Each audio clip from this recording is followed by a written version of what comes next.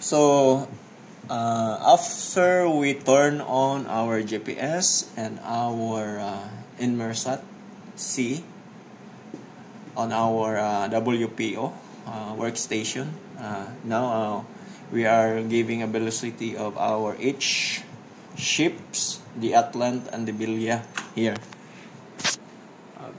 Atlant and Bilya. Okay? So now you can see here that their latitude and longitude is changing. So meaning it's running and they have the speed of 50 knot. Okay? So here, for our goal, we will pull their position from different time. Okay? Let's put name event LRIT. Pulling. Okay? Pulling. You can put any comment here. Now, the time here is 11:37. Okay? And I'm going to put here 11:39. The first pulling is 11:39. Now we're going to see. Then we're going to right click and add to simulate. Okay? Now I still disable. We are going to make it run by clicking here, the run scenario. Now it's running and the status here is wait. So we still have 1 minute and 13 seconds before the first pulling start. Now to add another pulling, we will add here, for example, at 11:40. Okay? At 11:40, it's other pulling. Now, please do not forget to click save and click the event file with the same name already exists, because I am not naming it with different, but differently. I mean, you need to rewrite. Okay, and then right click, add to simulate. Now again, this one is running. Now I want to have another polling. At this one, I'm gonna change this one here. Polling. The third polling. Okay. At 11:40. And then I'm gonna save it. Save. So remember here, if you want to separate the event name, you must rename here up.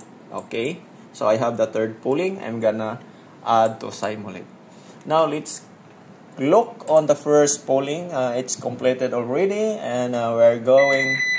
Okay, here you. We're going to see the logbook. Okay, the first polling of operator 1, polling reserve. This one. Where is the operator 2 polling? This one here. Polling. Under position. Look, the position. This one is WP1. Then here is the second station. Look at their position. It's very different. Now, look. The scene routine here. So we call it remote polling by instructor. Again, the second polling triggered. So look. So let's make it big. Oh, okay. So okay. So we have the subscriber for services. So this one here. Workstation 1, I mean 2, again different position. Okay, station 1. Okay, because they are moving. So now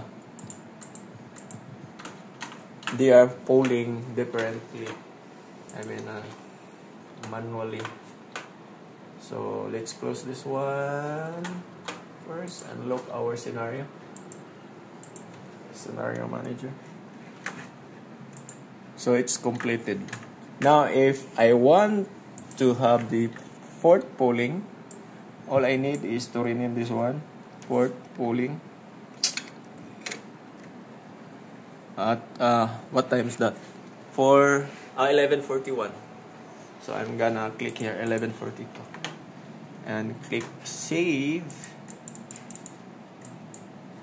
Oh, it's our port polling. I'm gonna add to simulate again, and let's wait. We have 25s, 23 seconds, 20. Then let's go to our logbook. Okay, I'm gonna clear this one to have a clear vision for a new polling. 42. Bang. It's 42. Okay? It's 11:42. Okay, so now this is our fourth polling. For operator 1 and operator 2. Okay. So let's see. Again, the same services we used, the same services. Okay, for operator 2, station 2, so and station 1. Okay. And the other messages are all routine messages. Okay. This one. Okay, I hope this sounds clear. It's good. That's enough, Joe.